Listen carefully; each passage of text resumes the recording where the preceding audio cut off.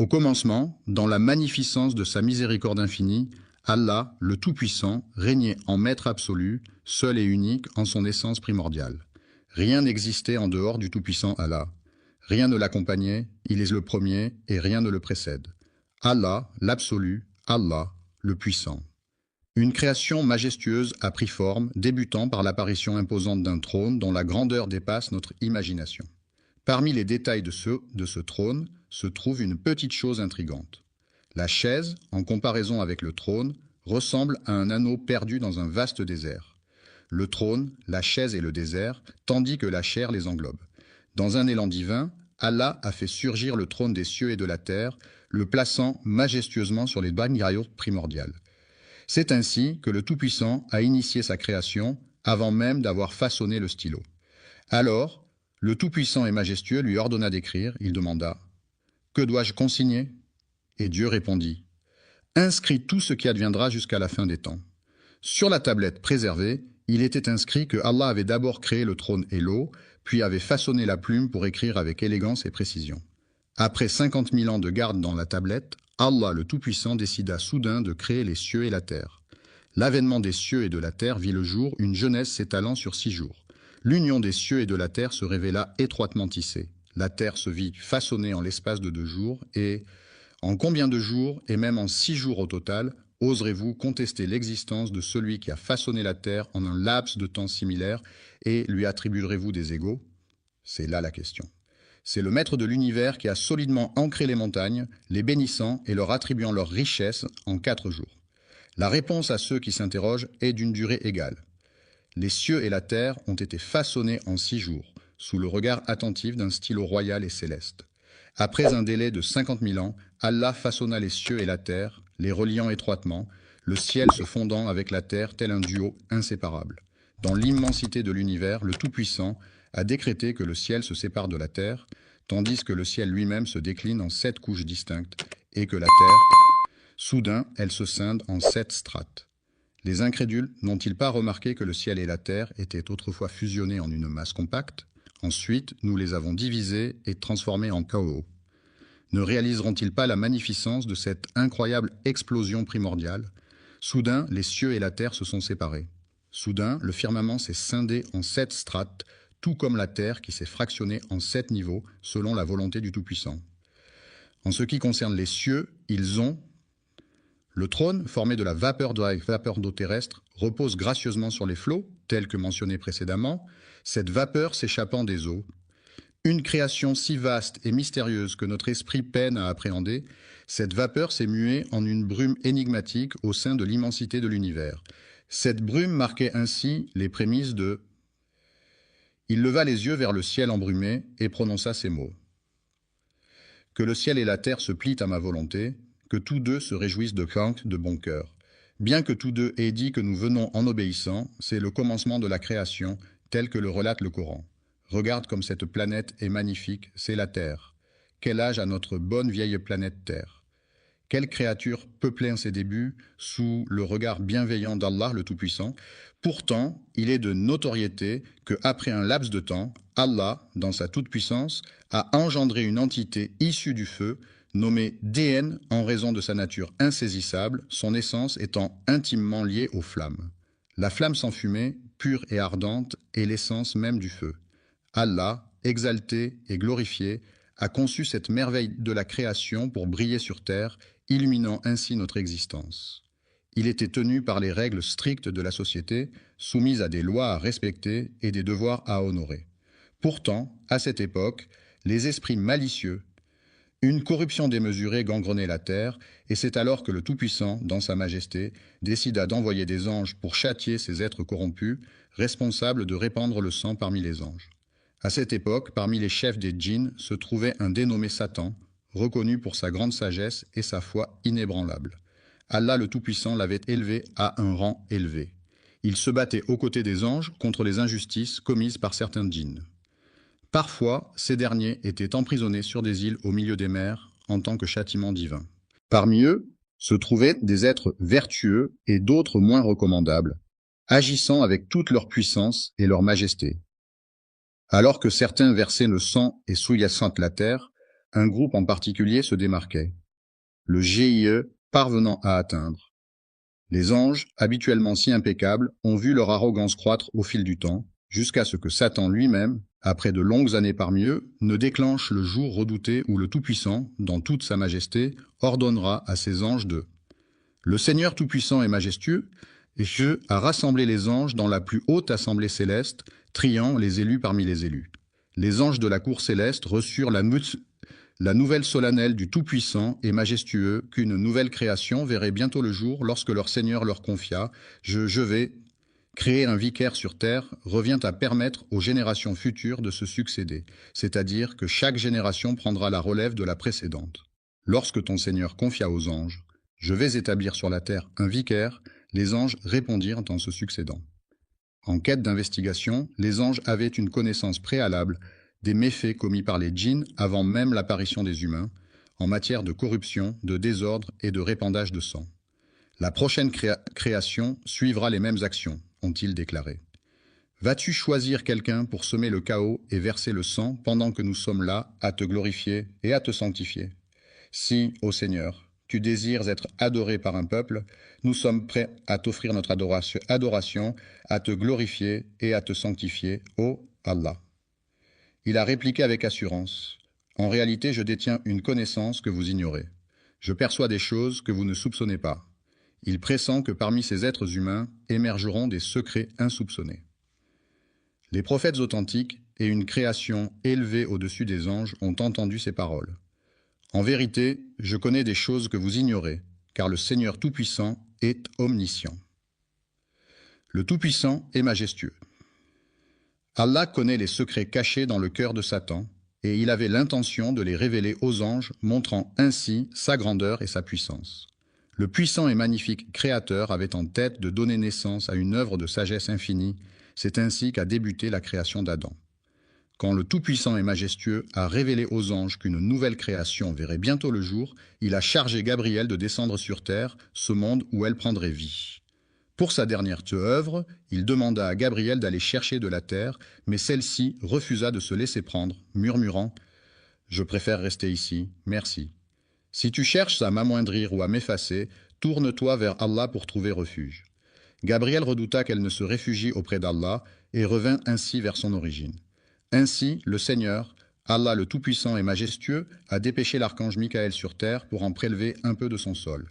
Cependant, la terre, se sentant menacée, a invoqué son droit de refuge en déclarant « Je demande asile et protection. Si tu cherches à m'affaiblir ou à me faire disparaître, adresse-toi à Allah. » Craintif, Michaël se tourna vers son Seigneur et le Tout-Puissant et majestueux répondit à son appel. L'ange de la mort, tel un chef d'orchestre, inaugure le commencement et scelle la fin. Allah a dépêché cet être céleste sur terre afin d'en extraire les âmes, susurrant ainsi la terre. « Je me réfugie auprès d'Allah si jamais tu envisages de me diminuer ou de m'effacer, déclara l'ange de la mort. Et je me réfugie auprès d'Allah contre toute transgression à sa volonté, ajouta-t-il. Mon Dieu, qui m'a chargé de cette tâche, a ainsi choisi parmi toutes les nuances de la terre des sols aux teintes variées. Du blanc, du noir, du jaune, du rouge et plus encore. Parfois, entre les deux, se trouve un sol dur comme la pierre et un sol moelleux comme un nuage. Il a choisi ce sol parmi tous ceux de la terre, mêlant les bons et les mauvais. Ce sol a été prélevé à même celui dont il est issu. Une nouvelle œuvre allait voir le jour. C'est ainsi qu'elle fut baptisée Adam. La terre fut apportée, puis Allah, dans sa toute-puissance et sa majesté, ordonna qu'on y dépose.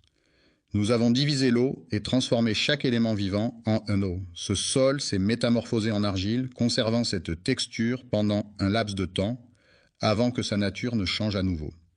L'argile s'est transformée en une substance visqueuse, résultant en une cohésion accrue. À l'origine, elle provenait de la terre des ancêtres des hommes.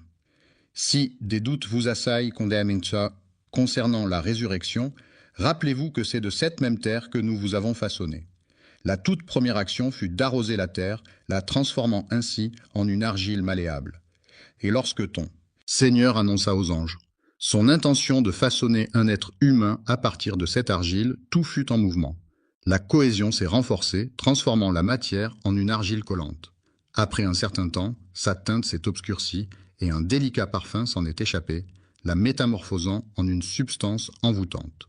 De la boue sombre prit vie, façonnée par le temps de l'eau qui s'écoula, jusqu'à se métamorphoser en une œuvre de poterie. Cette création, devenue malléable comme de l'argile sous la pression, résonnait d'une mélodie céleste lorsque touchée, captivant ainsi les anges par sa nouveauté et son élévation. Alors que le tout-puissant et majestueux Al s'apprêtait à créer, Satan, parmi les anges, observait avec curiosité. Il tournoyait autour de cette argile sonore, sa forme creuse résonnant d'étranges promesses. À l'intérieur du vide, Satan se faufilerait par une porte dérobée pour ressortir par une issue secrète, piquant la curiosité des anges qui brûlaient d'en apprendre davantage sur cette étrange création. Personne n'osa s'approcher, sauf Satan rassurait les anges en leur disant « N'ayez crainte, j'ai le pouvoir de le détruire. Cela signifie que s'il se comporte comme les djinns, je le réduirai en cendres. S'il se révélait être un djinn, il rassurait en affirmant « N'ayez crainte, j'ai le pouvoir de le réduire à néant. » Au cœur de Satan, une étrange mixture de haine et de jalousie s'était formée, telle de l'argile.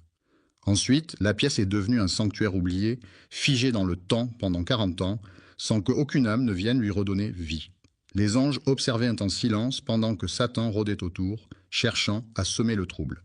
Ils guettaient avec impatience l'arrivée de ce moment tant attendu, invoquant Allah, le tout miséricordieux, le très miséricordieux. Cette créature demeura figée dans l'argile, telle une œuvre de poterie pendant de longues décennies. Allah demanda solennellement aux anges, en présence de Satan parmi eux, de s'incliner devant sa grandeur. Une fois qu'il eut insufflé la vie, érigeant ainsi un décret immuable. En l'honneur solennel d'Allah Tout-Puissant, je salue cette nouvelle créature comme un hommage à mon Père, à votre Père, et à notre Père à tous.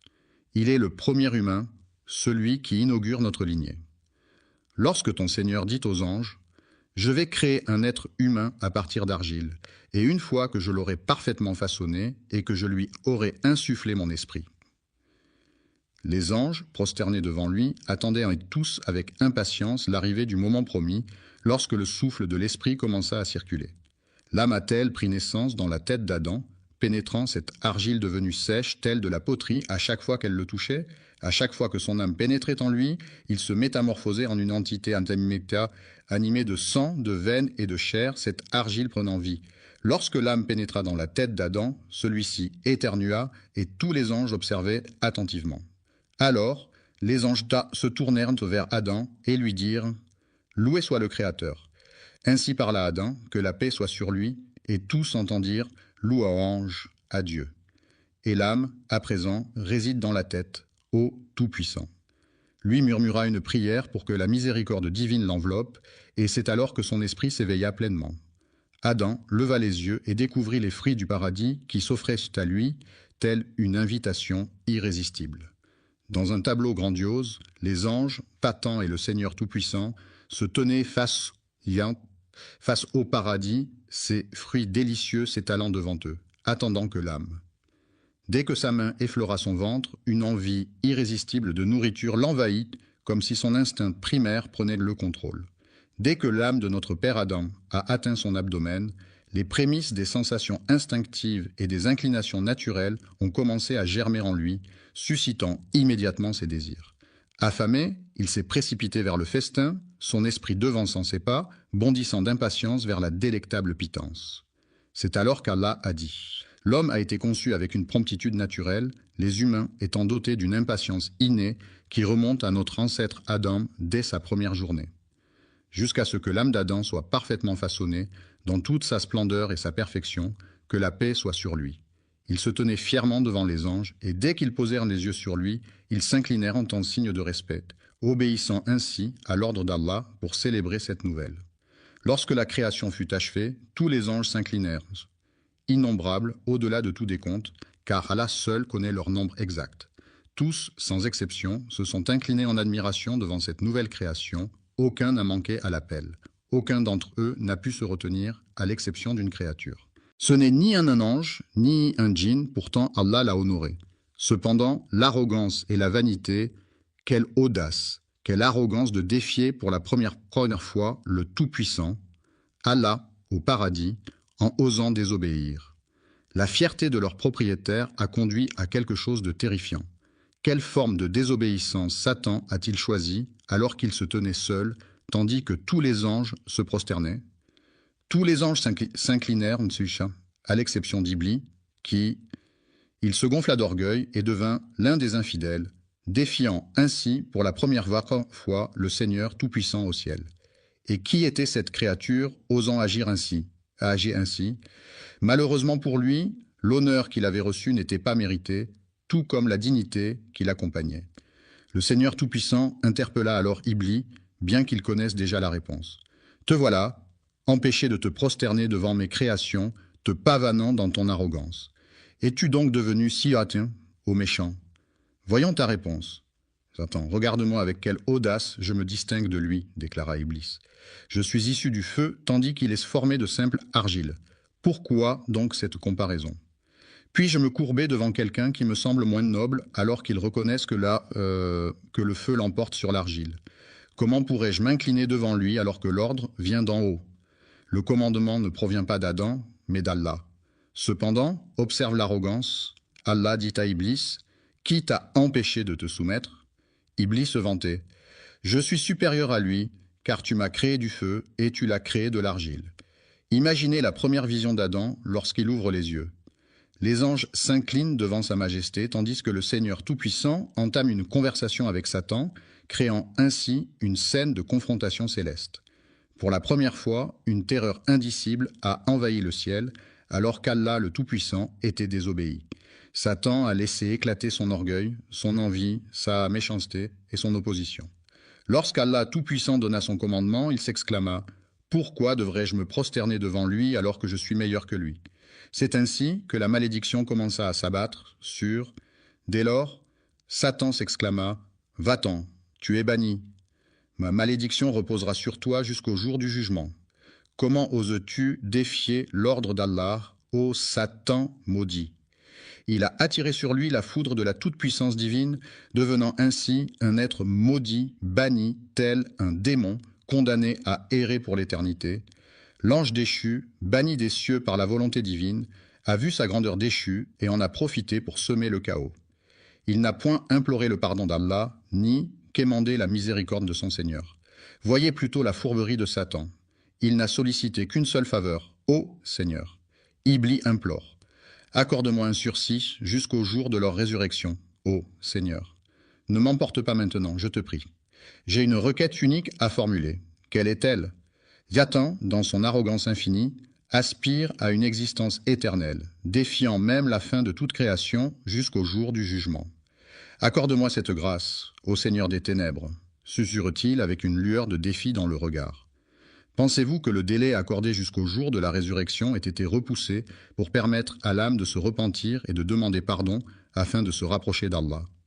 Après l'acte répréhensible qu'il avait commis, Allah Tout-Puissant lui répondit de façon inattendue « Tu es de ceux à qui un délai est accordé, je retarderai ton mandat. » Jusqu'à ce fameux jour, observez la perfidie de Satan envers son Seigneur, sa majesté, sous le regard de tous les anges, tandis qu'Adam... Connaissez-vous les mots prononcés par Satan à cet instant précis, une fois qu'Allah Tout-Puissant eut accepté sa requête de repousser son châtiment jusqu'au jour du jugement? Avez-vous conscience du défi audacieux lancé à l'encontre du Maître de l'univers? Contemplez la perfidie inouïe, une perfidie si retorse que même dans vos rêves les plus sombres, vous n'auriez pu l'imaginer, car c'est vous qui m'avez égaré. C'est Allah, et non Satan qui t'a égaré. C'est toi, dans ton arrogance, qui t'es égaré. Qui es-tu pour envier? Allah t'a égaré, attribuant ta déviance à ton Seigneur. Regarde cette malice. Puisque tu m'as égaré, dit Satan, je m'installerai donc sur ton chemin. Avez-vous croisé le chemin de cette étrange créature et de sa progéniture? Je veillerai à ce qu'ils ne soient pas laissés à eux-mêmes. Pouvez-vous percevoir le défi qui se présente? C'est à ce moment-là qu'il réalisa qu'il survivrait jusqu'au jour de la rétribution. Je m'installerai confortablement sur le chemin droit que tu leur as tracé. Cela sous-entend que Satan reconnaît la rectitude du chemin d'Allah. Observons les termes sélectionnés par Satan, puis je les attaquerai de front. Je les approcherai par derrière, par la droite et par la gauche, me présentant devant eux, puis disparaissant derrière, tour à tour à leur droite et à leur gauche. Pourquoi n'a-t-il pas simplement dit qu'il sait pertinemment qu'Allah le Tout-Puissant surplombe toute chose, C'est pourquoi ils n'osent s'approcher d'eux d'en haut, saisis par la crainte qui les étreint.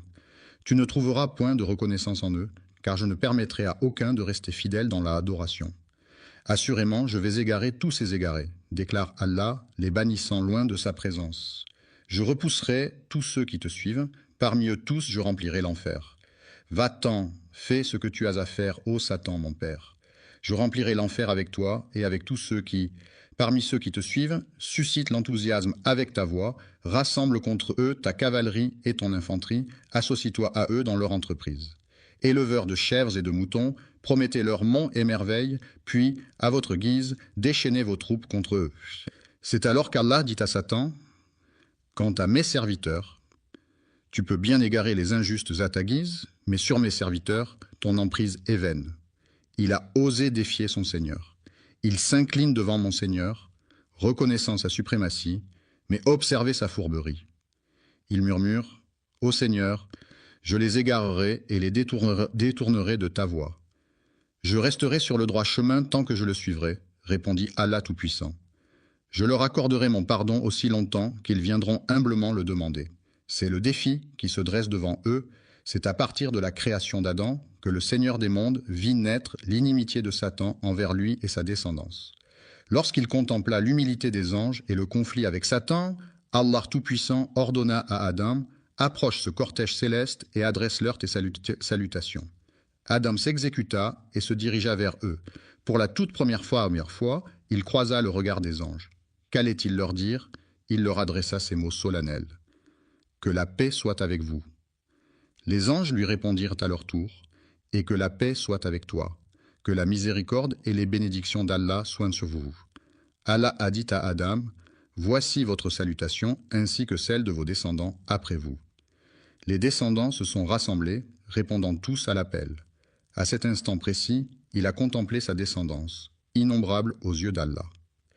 Qui sait combien de milliards naîtront des enfants d'Adam, que la paix soit sur lui. Adam contempla sa descendance, et dans la lumière qui illuminait certains de leurs visages, il distingua l'un d'eux dont l'éclat resplendissait comme 1000 soleils. Les flammes dansaient, et il s'exclama « Ô Seigneur, qui est-ce » La réponse vint « C'est ton fils David, l'un de tes prophètes. » Intrigué, il demanda « Quel âge a-t-il, Seigneur ?» Et la réponse résonna « Il a 40 ans pour l'instant. » Adam, âgé de 1000 ans selon le récit qui lui est dédié, n'avait pas encore exploré les délices du monde, ni contemplé les splendeurs du paradis. Dans un soupir empreint de nostalgie, il s'exclama « Ô mon Seigneur !» Après avoir vécu 60 années de ma vie, il réalisa qu'il n'avait pas exploré le monde. C'est alors qu'il décida de négocier. Il échangerait 60 années de sa propre existence contre 5 années pleines d'aventures. Ainsi, la longévité d'Adam fut redéfinie. À l'âge de 100 ans révolus, David a reçu l'enseignement divin d'Allah Tout-Puissant, qui lui a révélé les noms de nombreuses créatures avec lesquelles il allait partager sa vie. Le paradis lui a enseigné que cet arbre est un symbole, que ses feuilles sont des poèmes, que ce fruit est une promesse, que cette nourriture est une bénédiction, que cette rivière est une histoire, et que tout cela lui a révélé les secrets de l'univers. De nombreux mystères, dissimulés même aux anges, furent révélés lorsqu'une épreuve de connaissance opposa les anges à Adam, que la paix soit sur lui, mettant en lumière des noms et des secrets insoupçonnés. Dieu enseigna à Adam le nom de chaque chose, puis il les présenta aux anges. Le Seigneur interrogea alors les anges, « Quel est le nom de ceci et quel est le nom de cela ?» Les anges, dans leur sagesse céleste, ont avoué leur méconnaissance de certains mystères en demandant « Révélez-moi ces noms si vous êtes dignes de confiance, ô humains. » Ils proclamèrent « Louange à toi, notre connaissance se limite à ce que tu nous as enseigné. En vérité, c'est toi l'omniscient, le sage, ô Seigneur Tout-Puissant. » Lorsqu'Adam fut questionné sur les noms que même les anges ignorèrent, il répondit avec un sourire malicieux « Oh, laissez-moi vous éclairer sur ces mystères. » Les anges observaient attentivement, intrigués, jusqu'à ce qu'il révèle enfin ses précieux secrets. Allah, informé de leur nom, s'exclama « Ne vous ai-je pas dit que les anges seraient tant étonnés? Quelle est cette créature fraîchement créée qui possède une telle connaissance? Il détient des savoirs qui nous échappent, des connaissances inaccessibles à notre entendement. Il possède des secrets que tu ignores. Contemplez la grandeur de son savoir. Lorsqu'il s'agit de l'homme et de sa création selon Allah, ainsi que de la valeur de la connaissance à ses yeux, le Tout-Puissant s'adresse à Adam en disant « Ô Adam, fais-leur savoir ». Après avoir révélé ces noms, Allah leur rappela « Ne vous avais-je pas averti que je connais les mystères des cieux et de la terre, ainsi que ce que vous dévoilez ?» Adam a été formé dans le secret des secrets par Allah, qui lui a insufflé tout son savoir. Ensuite, il l'a guidé vers un jardin d'une étendue infinie, où les limites semblaient se perdre dans l'horizon lointain. Sous la bienveillance d'Allah, le tout miséricordieux, le très miséricordieux, Adam a pénétré seul dans les délices du paradis, devenant ainsi le patriarche de toute l'humanité. Déambulé au sein du paradis, se délectant de ses fruits juteux, de ses rivières scintillantes et de ses arbres majestueux, baigné dans ses innombrables bénédictions. En ce lieu béni, la faim ne te tenaillera point et ta nudité ne sera point dévoilée. Dans ce jardin d'Éden, Adam, béni soit-il, déambule sans jamais ressentir la soif, ni être tourmenté par la chaleur écrasante du soleil. Combien de temps a-t-il vécu en ce lieu béni, solitaire dans sa quiétude? Un beau jour, Adam, ressentant une profonde solitude au paradis, s'abandonna au sommeil, conscient que toute connaissance appartient à Allah, l'exalté et le majestueux. Alors qu'il baignait dans le bonheur, Allah le Très-Haut et majestueux décida de lui offrir une compagnie lorsqu'il s'endormait, dans sa grandeur et sa magnificence. Allah, dans sa grandeur infinie, façonna l'homme à partir de sa côte gauche, puis, dans un acte de création tout aussi magnifique, modela la femme à partir d'une de ses côtes.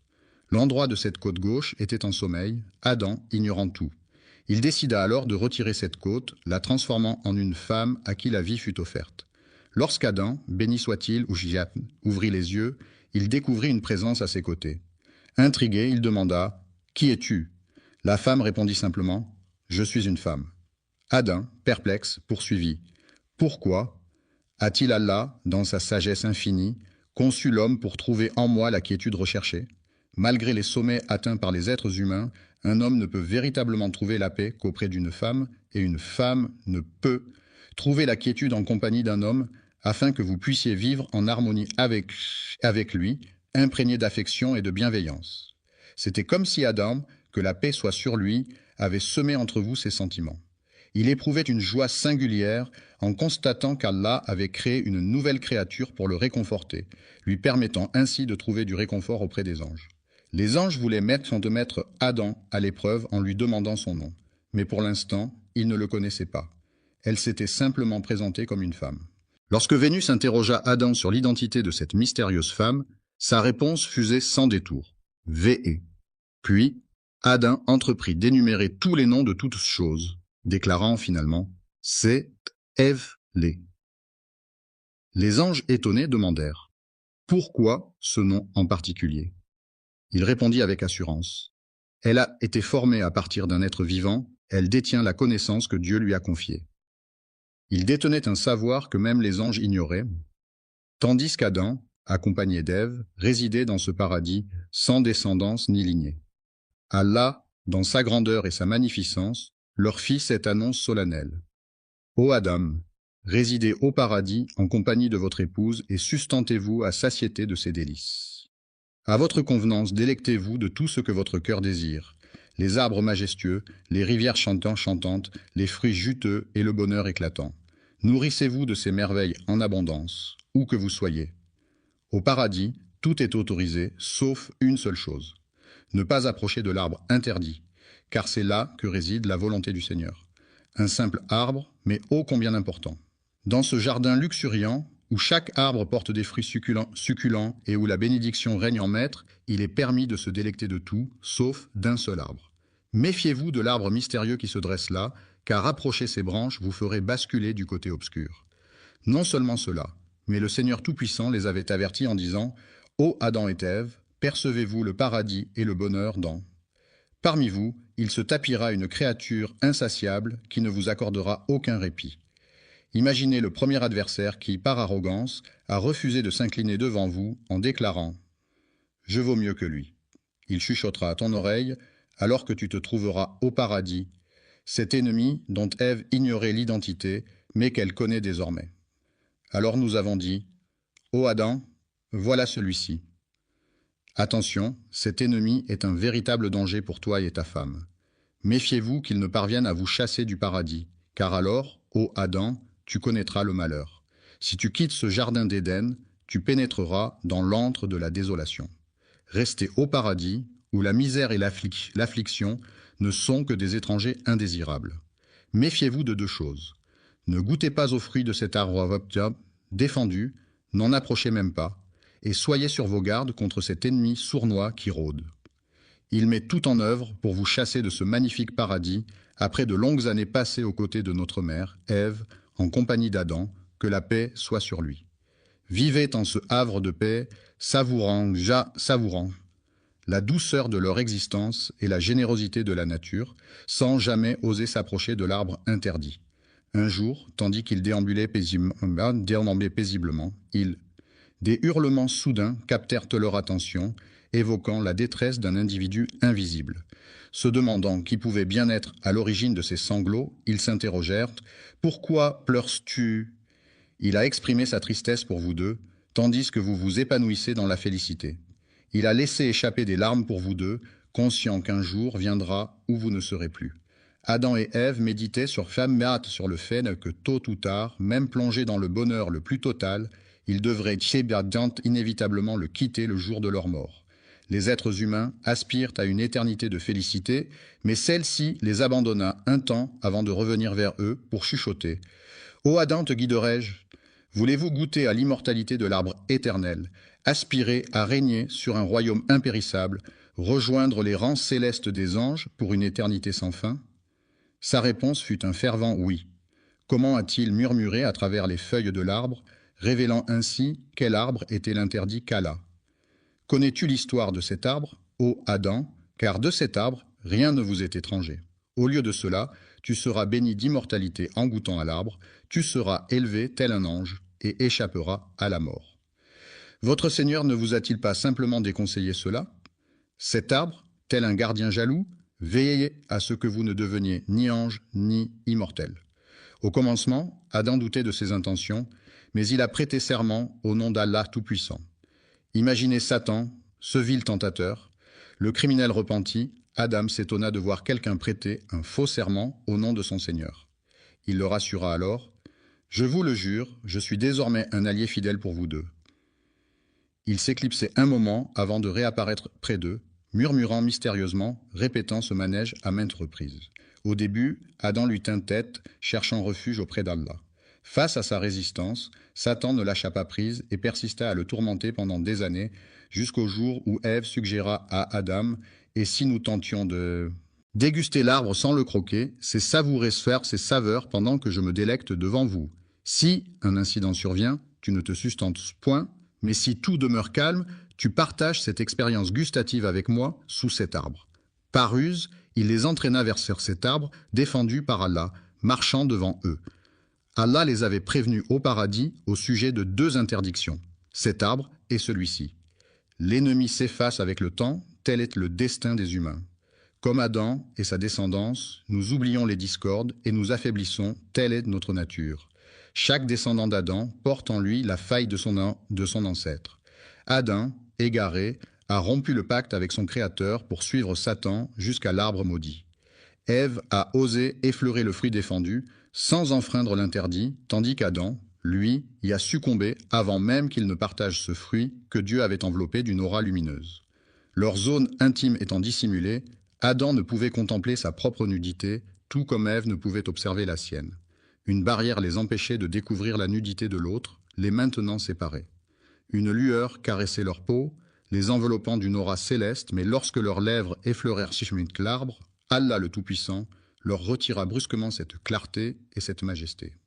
Ils contemplèrent son maintien, leur nudité mise à nu. Ève prit son envol et Adam s'élança vers le paradis, prêt à tailler leur destin. Les feuilles de l'arbre se drapèrent pour cacher leur nudité, tandis qu'Allah, dans sa grandeur et sa majesté, interpella Adam. « Adam, cherches-tu à me fuir ?» Adam répondit humblement « Non, Seigneur, je ne cherche point à m'échapper. Je rougis de toi, mais la dégustation de l'arbre rendit leur nudité visible. » Alors, ils se couvrirent de feuilles du paradis, et c'est à ce moment que leur Seigneur les appela. N'avais-je pas expressément proscrit cet arbre de votre jardin, et ne vous avais-je pas averti que le diable se délectait à vous tendre des pièges, ô Adam? Les larmes commencèrent à perler sur leurs joues, tandis qu'ils murmuraient. Deux individus s'exclamèrent: Ô notre Seigneur, nous nous sommes vraiment fait du tort à nous-mêmes. Si tu ne nous pardonnes pas et ne nous fais pas miséricorde, nous serons assurément parmi les perdants. C'est lors de cette toute première transgression que les êtres humains ont osé défier leur Seigneur Tout-Puissant, tandis qu'Adam et Ève étaient là, assis, pleurant et implorant le pardon d'Allah, le Très-Haut. Adam, dans sa majesté, craignait la punition du Très-Haut, mais il l'accepta. Cependant, au cœur de la désobéissance se cache le mal. Quel mal? Cette insubordination t'a-t-elle donc valu d'être banni de ce jardin, ô Adam, ce jardin béni que t'avait octroyé Allah, le Très-Haut et le Majestueux? Méfiez-vous de cet arbre, pourtant vous avez succombé à la tentation de désobéir à votre Seigneur, vous égarant ainsi. Mais son Seigneur l'a ensuite élu. Ainsi, après lui avoir accordé son pardon et l'avoir guidé, Allah a accepté son repentir. Cependant, il l'a fait descendre de ce paradis céleste vers cette terre peuplée par des êtres humains. Les djinns, ces êtres antérieurs, accompagnèrent Satan dans sa chute vers les profondeurs. Il lança alors à Adam et Ève: Descendez d'ici, car vos descendants seront en conflit éternel avec les miens. Les uns des autres, et si par hasard un guide émane de ma part, quiconque le suit ne se perdra point, ni ne connaîtra le malheur. Il est le premier humain à fouler ces terres. On raconte que la paix soit sur Adam, et que la connaissance appartient à Allah. Il est dit qu'Adam descendit jusqu'à une contrée lointaine de l'Inde, et y vécut. La péninsule arabique a été le théâtre de leur rencontre à Arafat, avant qu'ils ne se rassemblent et se dirigent vers Muzdalifa. En effet, Adam et Ève se trouvaient à la Messe, première création. Ceux qui affirment qu'une création humaine a précédé Adam ne disent pas la vérité. En réalité, le tout premier être humain à fouler la terre fut Adam, que la paix soit sur lui. Lui et sa femme, accompagnés de leur descendance, furent alors appelés par le Très-Haut et le Majestueux à quitter les hauteurs célestes pour rejoindre la demeure terrestre de l'adversité et de l'épreuve. À chaque fois que je vous enverrai un guide, descendez d'ici, vous tous, de l'épreuve. Ceux qui auront la sagesse de le suivre seront récompensés. Adam descendit à la demeure de l'épreuve, où les soucis et les tourments l'attendaient. Autrefois, tu étais dans un paradis paisible, sans conflit ni difficulté, mais désormais tout a changé. Adam, que la paix soit sur lui, a pénétré dans les profondeurs de la demeure de l'épreuve, avec la pensée lancinante qu'il ne foulerait plus jamais le sol du paradis. Son cœur brisé laissa échapper des larmes qui coulèrent longuement, jusqu'à ce qu'il murmure à l'horizon. Lorsque Vénus interrogea Adam sur l'identité de cette mystérieuse femme, sa réponse fusait sans détour: Vé. Puis, Adam entreprit d'énumérer tous les noms de toutes choses, déclarant finalement: C'est Ève-lé. Les anges étonnés demandèrent: Pourquoi ce nom en particulier? Il répondit avec assurance: Elle a été formée à partir d'un être vivant, elle détient la connaissance que Dieu lui a confiée. Il détenait un savoir que même les anges ignoraient, tandis qu'Adam, accompagné d'Ève, résidait dans ce paradis sans descendance ni lignée.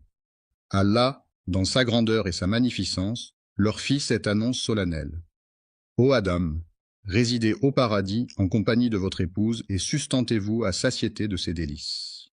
À votre convenance, délectez-vous de tout ce que votre cœur désire, les arbres majestueux, les rivières chantantes, les fruits juteux et le bonheur éclatant. Nourrissez-vous de ces merveilles en abondance, où que vous soyez. Au paradis, tout est autorisé, sauf une seule chose: ne pas approcher de l'arbre interdit, car c'est là que réside la volonté du Seigneur. Un simple arbre, mais ô combien important. Dans ce jardin luxuriant, où chaque arbre porte des fruits succulents et où la bénédiction règne en maître, il est permis de se délecter de tout, sauf d'un seul arbre. Méfiez-vous de l'arbre mystérieux qui se dresse là, car approcher ses branches vous ferait basculer du côté obscur. Non seulement cela, mais le Seigneur Tout-Puissant les avait avertis en disant: Ô Adam et Ève, percevez-vous le paradis et le bonheur dans... Parmi vous, il se tapira une créature insatiable qui ne vous accordera aucun répit. Imaginez le premier adversaire qui, par arrogance, a refusé de s'incliner devant vous en déclarant: Je vaux mieux que lui. Il chuchotera à ton oreille, alors que tu te trouveras au paradis, cet ennemi dont Ève ignorait l'identité, mais qu'elle connaît désormais. Alors nous avons dit: Ô Adam, voilà celui-ci. Attention, cet ennemi est un véritable danger pour toi et ta femme. Méfiez-vous qu'il ne parvienne à vous chasser du paradis, car alors, ô Adam, tu connaîtras le malheur. Si tu quittes ce jardin d'Éden, tu pénétreras dans l'antre de la désolation. Restez au paradis, où la misère et l'affliction ne sont que des étrangers indésirables. Méfiez-vous de deux choses. Ne goûtez pas aux fruits de cet arbre défendu, n'en approchez même pas, et soyez sur vos gardes contre cet ennemi sournois qui rôde. Il met tout en œuvre pour vous chasser de ce magnifique paradis, après de longues années passées aux côtés de notre mère, Ève, en compagnie d'Adam, que la paix soit sur lui. Vivez en ce havre de paix, savourant la douceur de leur existence et la générosité de la nature, sans jamais oser s'approcher de l'arbre interdit. Un jour, tandis qu'ils déambulaient paisiblement, des hurlements soudains captèrent leur attention, évoquant la détresse d'un individu invisible. Se demandant qui pouvait bien être à l'origine de ces sanglots, ils s'interrogèrent « Pourquoi pleures-tu » Il a exprimé sa tristesse pour vous deux, tandis que vous vous épanouissez dans la félicité. Il a laissé échapper des larmes pour vous deux, conscient qu'un jour viendra où vous ne serez plus. Adam et Ève méditaient sur le fait que tôt ou tard, même plongés dans le bonheur le plus total, ils devraient inévitablement le quitter le jour de leur mort. Les êtres humains aspirent à une éternité de félicité, mais celle-ci les abandonna un temps avant de revenir vers eux pour chuchoter. « Ô Adam, te guiderai-je ? Voulez-vous goûter à l'immortalité de l'arbre éternel, aspirer à régner sur un royaume impérissable, rejoindre les rangs célestes des anges pour une éternité sans fin ?» Sa réponse fut un fervent oui. Comment a-t-il murmuré à travers les feuilles de l'arbre, révélant ainsi quel arbre était l'interdit qu'Allah. Connais-tu l'histoire de cet arbre, ô Adam, car de cet arbre, rien ne vous est étranger. Au lieu de cela, tu seras béni d'immortalité en goûtant à l'arbre, tu seras élevé tel un ange et échapperas à la mort. Votre Seigneur ne vous a-t-il pas simplement déconseillé cela? Cet arbre, tel un gardien jaloux, veillez à ce que vous ne deveniez ni ange ni immortel. Au commencement, Adam doutait de ses intentions, mais il a prêté serment au nom d'Allah Tout-Puissant. Imaginez Satan, ce vil tentateur. Le criminel repenti, Adam s'étonna de voir quelqu'un prêter un faux serment au nom de son Seigneur. Il le rassura alors. « Je vous le jure, je suis désormais un allié fidèle pour vous deux. » Il s'éclipsait un moment avant de réapparaître près d'eux, murmurant mystérieusement, répétant ce manège à maintes reprises. Au début, Adam lui tint tête, cherchant refuge auprès d'Allah. Face à sa résistance, Satan ne lâcha pas prise et persista à le tourmenter pendant des années, jusqu'au jour où Ève suggéra à Adam « Et si nous tentions de… » « Ô malheur !» s'écria le cadavre, « pourquoi suis-je si incapable d'être aussi majestueux que ce corbeau ?» Jusqu'à ce jour, il continue à appeler le cadavre de mon frère. Mais tu as commis un acte impardonnable, ô Kaabi. Ton père, ce prophète vénéré, que la paix soit sur lui, ne méritait pas un tel sort. Vous êtes une poignée d'élus sur cette terre, mais avez-vous remarqué comment les chuchotements de Satan ont façonné son influence? Avez-vous pris conscience de cette emprise diabolique? Kaabi s'est retrouvé impliqué dans l'acte criminel le plus retentissant de l'époque, le meurtre de son propre frère, un acte d'une gravité inouïe. Après avoir enterré son secret bien profondément, il décida de le déterrer et de le partager avec sa mère et son père, comme un trésor enfoui depuis longtemps. Lorsque le premier meurtre fut commis sur terre, Adam fut enveloppé par le chagrin, la paix s'éloignant de lui. L'un des fils de notre mère Ève est un meurtrier, tandis que l'autre est… Dans ce monde impitoyable, le Tout-Puissant les a prévenus. La trahison peut mener à une fin tragique. Veille à ce qu'il ne te chasse du paradis, car tu risquerais de te retrouver bien malheureux. C'est à ce moment que la douleur pointe le bout de son nez, que le dur labeur commence et que les embûches se dressent sur notre chemin. La vie, telle une arène de combat, de défis et d'adversité, voit naître deux destins contrastés. L'un se révèle être un meurtrier. Des années se sont écoulées depuis que Adam et Ève ont commis le premier meurtre de l'histoire et tout le monde a continué à vivre. Ils menaient une existence tranquille dans la petite maison au bord de la rivière, jusqu'à ce qu'un troisième fils vienne agrandir la famille. Ils l'ont alors baptisé, cela veut dire cadeau d'Allah. Adam, en grandissant, est devenu le fils bien-aimé d'Adam, qui prenait souvent le temps de s'asseoir avec lui. En lui distillant des enseignements et en l'initiant au mystère de la foi, il fut façonné jusqu'à devenir un fervent croyant. Certains prétendent que cet homme est devenu une sorte de prophète parmi les prophètes. Adam a suggéré à Seth de garder pour lui un certain secret, car Allah en sait plus long que quiconque. Il lui a annoncé qu'il avait ôté la vie de votre frère, et j'ai la crainte qu'il ne vous fasse subir le même sort. Redoutez qu'il ne vous jalousie pour la sagesse, le leadership et la prestance dont Allah vous a doté. Adam, inquiet pour son fils, lui a fait promettre de garder le silence à ce sujet. Frère, tremblant devant l'incertitude du lendemain, traversa des années et des années dans la peur constante. La descendance d'Adam entame son voyage à travers le temps, laissant les marques de son passage au fil des ans. Lorsque Adam eut vécu 940 ans, c'est l'ange de la mort qui vint à sa rencontre. Adam le fixa du regard et demanda « Qui es-tu » L'ange de la mort répondit simplement « Je suis la fin incarnée. »« Il est venu réclamer ton âme, lui a-t-il annoncé. »« Pourquoi » s'est interrogé l'autre. « Parce que votre temps est venu, a-t-il répondu. Adam a déclaré que malgré le temps qui s'écoule, il reste encore beaucoup de vie en lui et que son temps n'est pas encore révolu. L'ange, encore inachevé, acquiesça et souligna « Tu as consacré 60 années de ta vie à ton fils. » David a répondu « Je ne l'ai pas fait », puis Adam a répondu de même. Adam a fait preuve d'une mémoire sélective en oubliant sa descendance, tout comme il a nié son existence. Adam a fait preuve de désobéissance, entraînant ainsi sa descendance à suivre le même chemin de désobéissance, selon la volonté d'Allah Tout-Puissant. Révèle les facettes d'Adam. Même enveloppé de perfection, il n'en demeurait pas moins doté de qualités humaines. J'ai refusé, car j'ai une durée de vie pouvant aller jusqu'à 1000 ans. C'est alors qu'Allah a informé l'ange de la mort de cette particularité. Il aurait la chance de savourer 1000 printemps, tandis que David demeurerait une faveur divine pour un siècle. Après avoir fait un détour de 60 ans, l'ange de la mort revint finalement vers lui.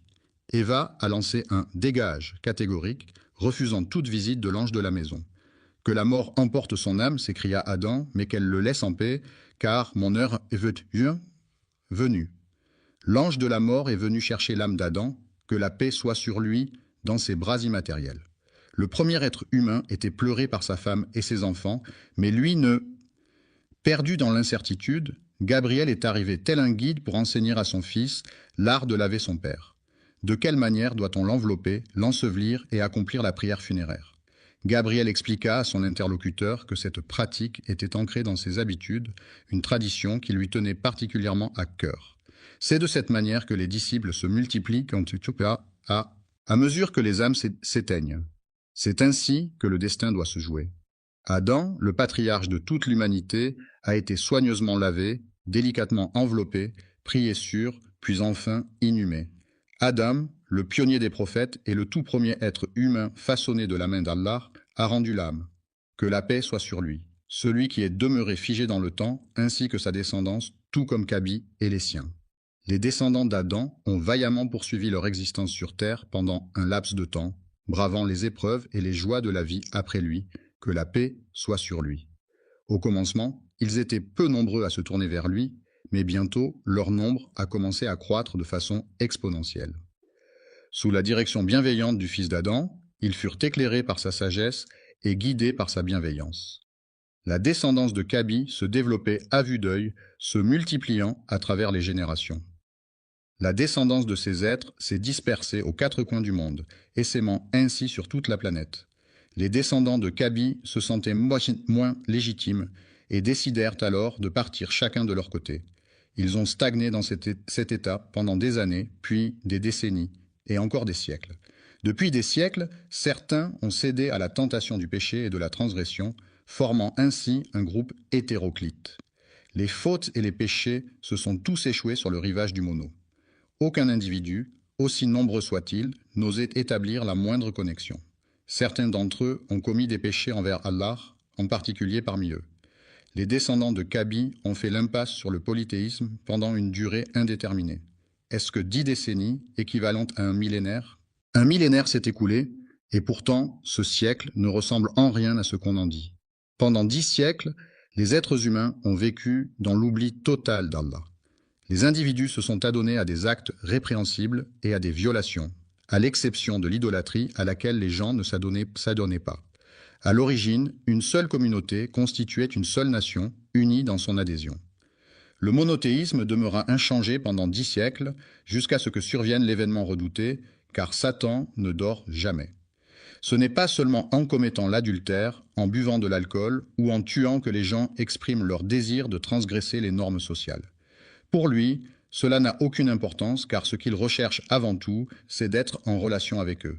Des associés à Allah, car le polythéisme efface toute chose et les voue aux flammes de l'enfer pour l'éternité. Il était une fois, dans un lointain futur, après 10 siècles se sont écoulés, 5 individus justes sont apparus. Il fut un temps où l'on se plaisait à évoquer les actions des 5 individus vertueux. Ils échangeaient des mots sur leurs réunions, discutant de leurs prières et cérémonies, s'en imprégnant comme d'une douce mélodie. Il était émerveillé à chaque fois qu'il croisait l'un d'eux, se rappelant ainsi d'Allah. Leurs simples apparitions avaient l'effet d'un rappel puissant, comme un conseil silencieux. Le pécheur, pris de remords, se confesserait à Allah et renoncerait à sa pratique, honteux de ses actes.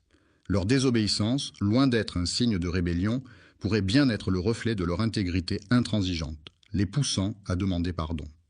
Le nom de ce guerrier était Wad, Sowa, Yagout, Yaou et Nasser. 5 âmes, unies par leur dévotion et leur piété, se tenaient ensemble, fidèles serviteurs de la justice. Même après que l'un d'entre eux ait rendu l'âme, les gens étaient encore profondément attristés par la volonté toute-puissante d'Allah. Que devrions-nous faire dans de telles circonstances? La justice a expiré, le saint s'est éteint, le pieux s'en est allé, la hâte nous a quittés. Après leur départ, Satan se présenta à eux sous les traits d'un homme et leur susurra « Permettez-moi de vous offrir quelques conseils. Pendant que vous laissez vos larmes couler pour cet homme récemment disparu, rappelez-vous ce qu'il disait. Que diriez-vous si je créais une statue à votre image ?» ont-ils demandé. Quel avantage y aurait-il, s'est-il exclamé, à contempler la statue. N'oubliez jamais la grandeur d'Allah et gardez précieusement en mémoire ses précieux conseils.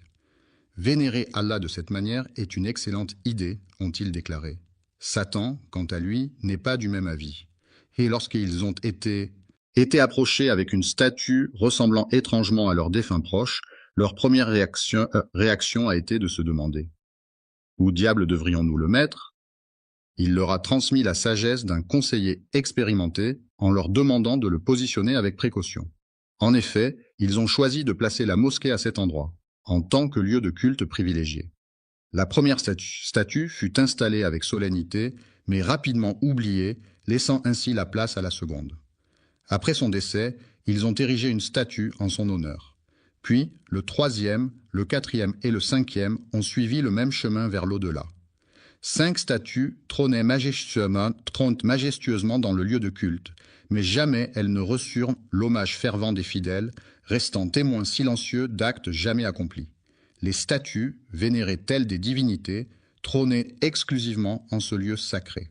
Chaque fois qu'ils posaient les yeux sur ces statues, ils se remémoraient la grandeur d'Allah. Ils contemplaient avec admiration cet acte tout-puissant, une génération s'est écoulée, puis une autre. Une nouvelle vague de jeunes a surgi après que la génération précédente ait enfin décidé de rendre hommage à ces figures emblématiques. Elle n'a pas exactement adoré ces derniers, mais ils ont fini par gagner petit à petit son admiration. Les générations se sont passées le flambeau de la sanctification de ces statues jusqu'à ce que, lorsque le savoir s'évanouit et que tous les érudits s'éclipsèrent, c'est alors que l'aube de l'ignorance pointe timidement. Ils se sentirent diminués en leur présence. Et bientôt, les individus se mirent à quémander les faveurs de ces statues. À cette époque lointaine, les gens ont commencé à se tourner vers eux, cherchant leur intercession auprès d'Allah. Il a fallu attendre 10 siècles après le décès d'Adam, que la paix soit sur lui, pour que le polythéisme fasse son apparition. Une étrange rumeur s'est mise à voyager à travers le monde, semant la panique. « Oh mon Dieu, que se passe-t-il? Les gens ne... » Autrefois, tous ces individus ne faisaient qu'une seule entité harmonieuse. Après avoir partagé une même foi, ces croyants se sont égarés sur des chemins différents, et c'est alors qu'Allah a envoyé des signes pour les guider. Avant que les prophètes ne soient envoyés, l'humanité n'était qu'une vaste tribu unie. Jamais ils n'ont flirté avec le polythéisme, mais ils se sont laissés emporter par... Ils ont commis bien des fautes, mais jamais ils n'ont osé s'aventurer dans les méandres du polythéisme. Saviez-vous cela? Depuis des lustres, Satan ourdissait ses complots. Connaissez-vous le temps qu'ils ont passé à suivre ces sinistres traces? Mais au fil des âges, de génération en génération, les individus ont initié ce processus. Disposer des idoles comme rappel que Dieu Tout-Puissant surveille de près les ruses de Satan, jusqu'à ce moment où ils ont commencé à vouer un culte à ces objets en lieu et place du Dieu Tout-Puissant. Ils ont murmuré à l'unisson. N'oubliez jamais vos dieux, n'abandonnez jamais le Wad. Yahou et Nasra sont les idoles de Sohoua. Le polythéisme a fait son apparition sur Terre, égarant déjà plusieurs esprits. Au fil des âges de l'humanité, un message inédit s'apprête à faire son apparition, mais il semble que son arrivée ne soit pas la bienvenue. Quelle est la différence entre un prophète et un messager? Le prophète réitère la foi qui l'a précédé, tout en y apportant sa propre lumière. Un messager délivre un message inédit.